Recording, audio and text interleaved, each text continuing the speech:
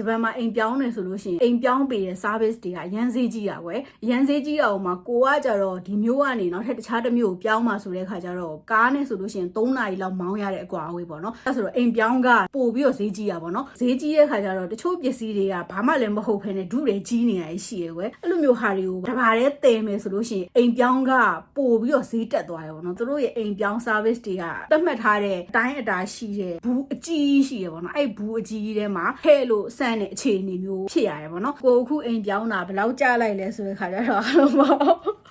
39,500ကျတယ်ရန်39,500ပေါ့နော်39,500ဈေးသက်သာသားပဲဘာလို့ဈေးကြီးရလို့ပြောရလဲဆိုလို့ရှိရင်သူ့ရဲ့39,500မဖြစ်ခင်မူရင်းဈေးကိုပြောပြမယ်ပေါ့နော်အိမ်ပြောင်းကုမ္ပဏီကကောင်လေးနဲ့ဘယ်ကနေဘယ်ကိုပြောင်းမယ်ပြီးတော့ဒီပစ္စည်းတွေတည်ခြင်းနေဆိုပြီးတော့သူ့ကိုပြောတဲ့ချိန်မှာသူကအဲ့ဆိုလို့ရှိရင်ခံမှန်းကြီးအနေနဲ့တဲ့ရန်3သိန်းကျော်ကျမယ်တဲ့ရန်3သိန်း2,000ခွဲဆိုလားမသိဘူးเนาะသူအဲ့လိုမျိုးပြောတဲ့ခါကျတော့လုံးဝလူကညလုံးပြူးသွား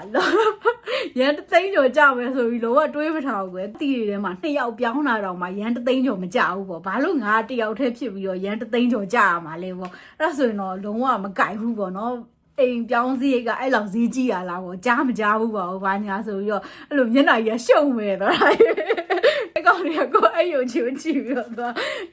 ့သူကတော့ငါ့ကိုညင်းတော့မှာပဲပေါ့နော်ငါကုမ္ပဏီကိုသုံးတော့မှာမဟုတ်ဘူးဆိုတော့ तू တိသွားရင်ဒီမှာပေါ့ကြီးဘာလို့လဲဆိုတော့ customer ရဲ့မျက်နှာအမူအရာကိုတောက်လျှောက်ကြည့်နေရတယ်အဲ့ဆိုတော့ तू တိသွားပါပေါ့နော်စိတ်ထဲကအဲ့ဆိုလို့ရှိရင်လည်းဘလောက်မှန်းထားတာလဲပေါ့နော်ဘလောက်ပေးချင်တာလဲဆိုပြီးတော့ကိုယ်မီးတယ်ငါလို့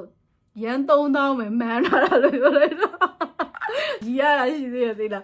ရန်3,000လို့ပြောတာကိုမှားပြီးတော့ရန်3သိန်းတွေပါတယ်ပါဇက်ကထွက်သွားသေးတာကြီးရန်3သိန်းဆိုတော့ကောင်လေးကသူကဟိုကျင်းနဲ့ပြုံးလိုက်တာပါလို့လဲဆိုတော့ तू ပြောတာ3သိန်း2,000ခွဲပေါ့ကိုယ့်ရဲ့ budget ကိုရန်3သိန်းရာထားတယ်ဆိုတဲ့ခါကျတော့ तू ပြောရတယ်ကွက်တိကြနေတော့ तू 3သိန်း2,000ခွဲနဲ့ဈေးတက်လောက်တယ်လို့ तू ကထင်တာပေါ့နော်အဲ့ဒါနောက်ကျမှကိုစကားကိုချက်ချင်းပြန်ပြီးတော့သတိရဟဲ့လို့မဟုတ်ဘူးလို့ရန်3သိန်းလို့ပြောမှာမဟုတ်ဘူးလို့ရန်3,000လို့ပြောတာလို့ငါရန်3,000နဲ့ပြောင်းနေတာလို့ပြောတော့ကောင်လေးကသူ့ရဲ့အပြုံးကတစ်မျိုးပြောင်းသွားတာငါ့ကိုဈေးစစ်လိုက်တာထပ်ဝတော့မကဘူးဆိုတော့အပြုံးမျိုးဖြစ်သွားပါတော့အဲ့ကောင်လေးကကိုလည်းရီချင်တာရီလိုက်ပါသေးတယ်3,000ဆိုလို့ရှိရင်နည်းနည်းခက်ခဲတယ်တဲ့သူတို့မှာပေါ့နော်ဘယ်ကနေဘယ်ထိဆိုရင်ဘလောက်ဘလို့ဆိုလို့ရှိရင်ဘလောက်ဆိုတဲ့သတ်မှတ်ချက်တွေရှိရပေါ့နော်ပြီးတော့ကိုပြောင်းမိတ်ရက်ကကြတော့12လပိုင်းရဲ့နောက်ဆုံးအပတ်ဒီပိတ်ရက်တွေမတိုင်ခင်ရှေ့တရက်ဖြစ်နေတာပေါ့နော်အဲ့ဒါဆိုတဲ့ခါကျတော့တဲ့အိမ်ပြောင်းမဲ့လူတွေကလည်းပိတ်ရက်နဲ့တောက်လျှောက်အဲ့ရက်မှာပဲပြောင်းကြတာများတယ်ပေါ့နော်အဲ့ဒါဆိုတော့သူတို့ကအလုံးရှုပ်တဲ့ကာလပေါ့ကြီးအလုံးရှုပ်တဲ့ကာလဖြစ်နေတဲ့အတွက်ကြောင့်မလို့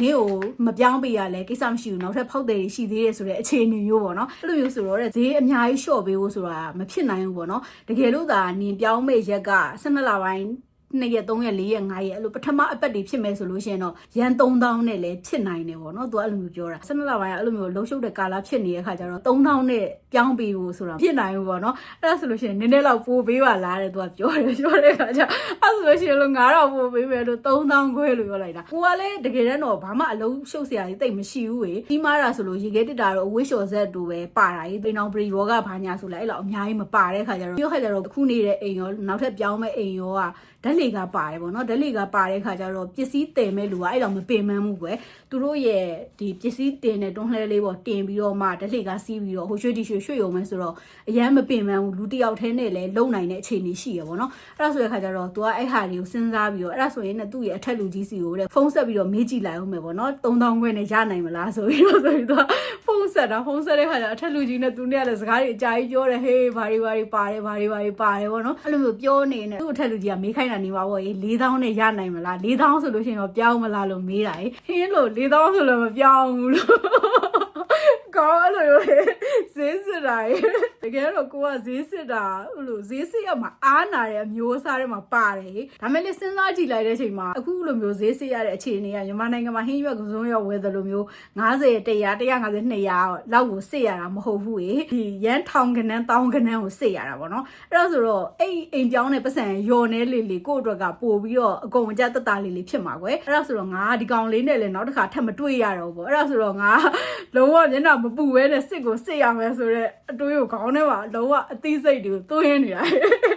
တွေ့ပြီးတဲ့ခါကျတော့ဟောလို့4000လည်းမပေးနိုင်ဘူးဆိုပြီးတော့ပြောလိုက်တာဒါအိမ်ပြောင်းကုမ္ပဏီတွေကိုလည်းဆက်သွယ်ပြီးတော့မေးကြည့်ဖို့အစီအစဉ်ရှိတယ်ပေါ့အဲ့ဒါဆိုတော့နင်တို့မပြောင်းနိုင်လဲပြောင်းနိုင်တယ်တခြားကုမ္ပဏီတွေရှိတယ်ဆိုပြီးတော့အစကတည်းကလည်းပြောထားတဲ့ခါကျတော့အဲ့ကောင်လေးကသူကသူ့ရဲ့အထက်လူကြီးကိုလည်းအခုဒီ customer ပေါ့နော်အချိန်ဆိုလို့ရှိရင်လည်းတတ်မှတ်ချက်မရှိဘူးပေါ့သူကလာတည်ခြင်းတဲ့အချိန်တည်ပို့ခြင်းတဲ့အချိန်ပို့ပေါ့အလုံးလွတ်လွတ်လပ်လပ်လုံးလို့ရတယ်ပေါ့နော်ညှိလို့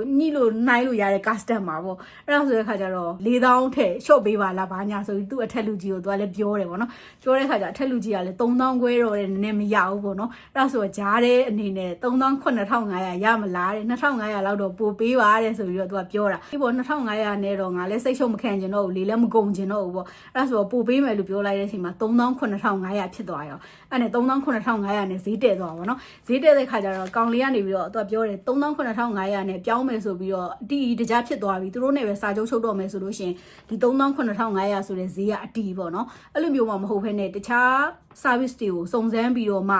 သူတို့စီကိုပြန်ရောက်လာမယ်ဆိုလို့ရှိရင်ဒီ39500နဲ့ရချင်မှရတော့မယ်ပေါ့နော်ဘာလို့လဲဆိုတော့သူတို့စီမှာလည်းတခြား customer တွေဝင်လာတာဖြစ်လာနိုင်တယ်ပေါ့နော်သူတို့ဘက်ကဈေးကင်လို့ရတဲ့အခြေအနေပြန်ဖြစ်သွားမှာလို့သူပြောချင်တာပေါ့ကြီးအဲ့ဒါဆိုတဲ့ခါကျတော့အခုချက်ချင်းဆုံးဖြတ်မယ်ဆိုရင်တော့39500နဲ့ okay ပေါ့နော်သူအဲ့လိုမျိုးပြောတဲ့ခါကျတော့ဟိုကလည်း39500ငါလည်းပေးနိုင်တယ် okay ပေါ့အဲ့လိုမျိုးနဲ့စာချုပ်ချုပ်လိုက်ရောပေါ့နော်အဲ့ဆိုစာချုပ်ချုပ်လိုက်တဲ့အချိန်မှာကုန်ကြစရိတ်စာချုပ်စာရွက်သူကပေးသွားတယ်ပေါ့နော်ပေးတဲ့အချိန်မှာဆိုလို့ရှိရင်သူဆက်စာချင်းပြောတာ32000ခွဲလို့ပြောတာဟုတ်32000ခွဲဟိုမှာသူကဟိုလိုဒီလိုတွေကိုဘယ်လိုလျှော့လိုက်လဲမသိဘူး9200ဖြစ်သွားအခြေခံကုန်ကြစရိတ်ကအဲ့9200နဲ့ရမှာကိုက customer support service ကိုတုံးပြီးတော့မှသူတို့ရဲ့ကုမ္ပဏီကိုဆက်သွယ်လိုက်တာဆိုတဲ့အခါကျတော့အဲ့ customer support service ကိုတုံးတဲ့အတွက်25% discount ရတယ်ပေါ့နော်25% ရှော့လိုက်တဲ့အချိန်မှာ9400ကျန်တာအဲ့9400နဲ့ကနေပြီးတော့မှဟို short ဒီ short တွေ short ရင်းနဲ့39500ဖြစ်သွားတာလေတကယ်တမ်းစဉ်းစားကြည့်ရေ